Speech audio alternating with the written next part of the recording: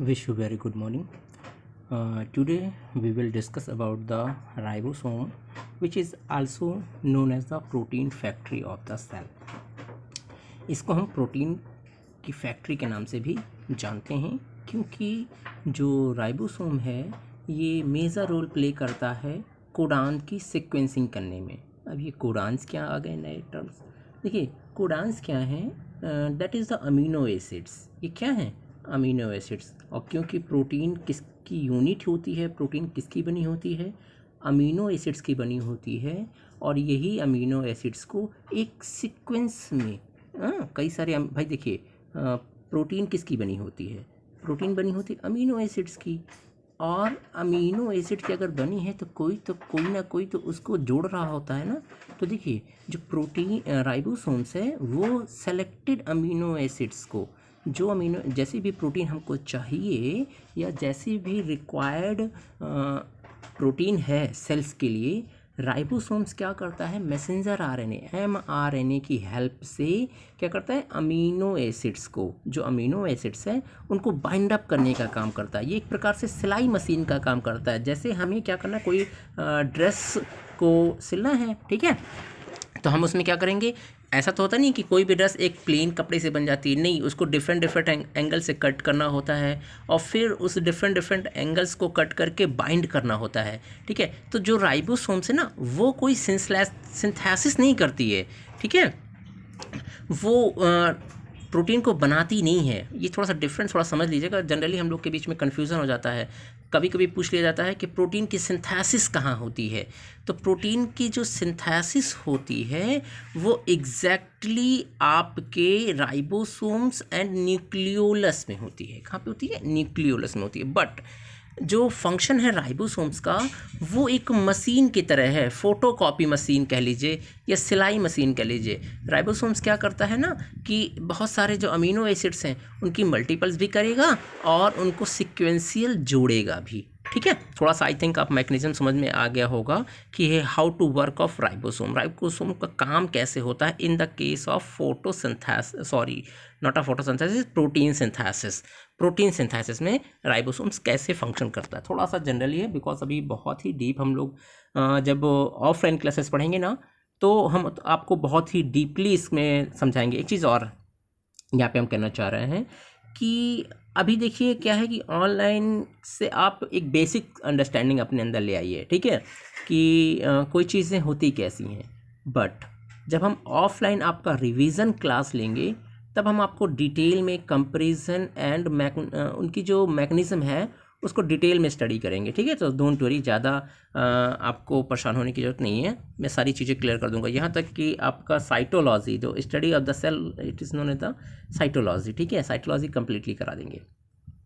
फिर आता है, अब हम इसकी रीड कर लेते हैं, ये तो सारी चीज़ें थी, रीड करते हैं। Ribosome are smallest and the spherical organelles. जो राइबोसोम्स है ना वो स्मॉलेस्ट है एंड स्फेरिकल, स्फेरिकल मीन्स गोल, ठीक है, थोड़ा गोल स्ट्रक्चर के होते हैं। और एक चीज़ और बता दें कि ribosome found in the all type of cell, ये यूनिवर्सल ऑर्गेनेल्स के नाम से भी जाना जाता है। मीन्स मोस्टली 90% जो सेल्स होती हैं, 90 क्या 95% जो सेल्स होती हैं उनमें राइबोसोम्स पाया जाता है। अब यहाँ पर बात करते हैं कि अगर आप फाइंड करोगे तो कभी कभी आ जाएगा वायरसेस आ जाएंगे, साइनो वायरसेस आ जाएंगे, उनमें नहीं पाया जाता। तो देखिए वायरस को जो है ना कैटेगरीज नहीं रखा गया, वो ए सेलुलर बॉडी है, वो सेल के अंदर आता ही नहीं है। इस वजह से कुछ थोड़ा सा एक्सेप्शन पे आ जाते हैं राइबोसोम्स के लिए, इसलिए मैंने 95 बोला। बट हाँ मैक्सिमम कहीं पे भी राइबोसोम्स अगर आपको दे रहा हो, कहीं ये पाया जा रहा है तो ऐसा नहीं है, कहीं नहीं, मोस्टली पाया जाता है राइबोसोम्स, ठीक है। तो ये हो गया। They are not bounded by membrane, हाँ ये चीज़ इंपॉर्टेंट है, they are not bounded by membrane means जो राइबोसोम है ना उसके चारों तरफ कोई भी लेयर नहीं पाई जाती है। दे अकर आइदर स्क्रेटेड इन द साइटोप्लाज्म और attach the surface of endoplasmic reticulum. ये जो साइटोप्लाज्म स्क्रेटेड होते हैं, फैले हुए होते हैं, थोड़ा थोड़ा अलग अलग भी पाए जाते हैं, या तो ये क्या होंगे, जो इंडोप्लाज्मिक रेटिकुलम है इसकी रफ वाले पार्ट में, किसमें, रफ वाले पार्ट में ये अटैच हो जाते हैं। These are formed ribosomal RNA या प्रोटीन। और ये राइबोसोमल जो क्या कहते हैं रफ एंडोप्लाज्मिक रेटिकुलम में हो जाते हैं, वो आरआरएनए कहलाते हैं। जो हमने एंडोप्लाज्मिक रेटिकुलम आपको पढ़ाया था तब हमने बताया था ना कि एंडोप्लाज्मिक रेटिकुलम के 2 सरफेसेस हुए हैं, एक स्मूथ और एक रफ।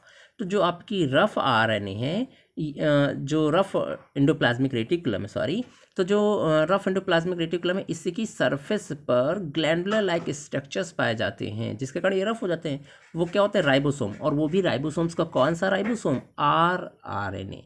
एग्जैक्टली देखा जाए, अगर हम क्लास 9th के सिलेबस को उठा के देखें या 9th के अकॉर्डिंग देखें, तो जो आरएनए होते हैं, हाँ राइबोसोम्स होते हैं, नॉट आरआरएनए। जो राइबोसोम्स होते हैं, थोड़ा सा बहुत ही हौच पौच तो नहीं हो रहा है, आप एक बार फिर से क्लियर कर लेते हैं। जो राइबोसोम्स होते हैं वो 3 टाइप्स के होते हैं। कितने टाइप्स के होते हैं? 3 टाइप्स के। आप एक्सटर्नल में आप लिख लें, बुक पे तो नहीं है लेकिन आप लिख लें, rRNA, tRNA, mRNA. RRNA, tRNA and mRNA. देखिए, आर से राइबोसोम, आर से क्या हो जाएगा, सॉरी आरएनए। आरआरएनए में जो इस देखिए सभी चीज़ें स्मॉल लेटर्स लिखिएगा, कभी भी कैपिटल आर डैश आरएनए मत लिखिएगा, स्मॉल लेटर में आर लिखिए, फिर डैश लगाइए, फिर आरएनए लिखिए। मैं यहाँ पे लिख नहीं पा रहा हूँ बिकॉज थोड़ा सा मैं स्क्रीन रिकॉर्डिंग करके बन रहा है वीडियो, इस वजह से यहाँ पे राइट नहीं हो पा रहा है, नहीं तो मैं आपको राइट करके दिखा देता। स्मॉल लेटर में आर लिखिए, फिर आरआरएनए। देखिए जो स्मॉल लेटर का आर है ना, इट्स मीन्स है राइबोसोम्स। ये क्या है? Ribosome RNA. तो यहाँ पर देखिए आरआरएनए लिखा हुआ है ना, endoplasmic reticulum the ribosomal RNA या प्रोटीन, ठीक है। फिर होता है mRNA, M for messenger RNA, M for messenger RNA, ये मैसेजेस को कैरी करके लेता है।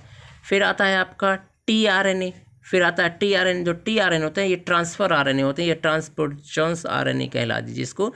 ये टीआरएनए ट्रांसफ़र करते हैं, ठीक है, ट्रांसलोकेशन करते हैं। अब यहाँ पर एक चीज़ और इम्पॉर्टेंट लेते हैं, स्मॉलेस्ट आरएनए। जो स्मॉलेस्ट होता है, सबसे छोटा आरएनए होता है, वो आपका टीआरएनए होता है। कौन सा आरएनए होता है?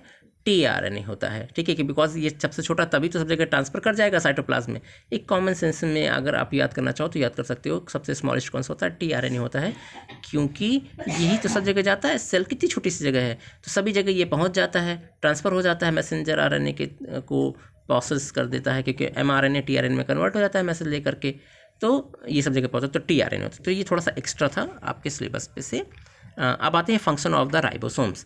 These are site of the protein synthesis. ये देखिए साइट है, ये क्या है? साइट है फोटोसिंथेसिस की। इस चीज़ को थोड़ा सा ध्यान में रखिएगा कि जो आपकी राइबोसोम्स है वो क्या साइट है, एक प्रकार से मशीन है जहाँ पर प्रोटीन सिंथेसिस होती है। Hence a called the protein factory of the cell. इसी वजह से इसको क्या कहते हैं? Protein factory of the cell. Next point is ribosome and centrioles. देखिए बहुत छोटे छोटे टॉपिक लेके चल रहा हूँ, अगर आप ऑफलाइन क्लासेस पे होते तो राइबोसोम्स और ये सारी चीज़ें मैं एक दिन में क्लियर कर देता, लेकिन आप पे भी लोड ना हो इस वजह से मैं एक ही पॉइंट को एक टाइम पर उठा रहा हूँ, ठीक है। इसलिए प्रॉपर नोट्स बनाते जाइए, आप पे भी वर्क नहीं, ज़्यादा और फ्रेश माइंड से पढ़ें, जितना पढ़ें अच्छे से पढ़ें, रिवीजन करते रहें। Okay, thank you.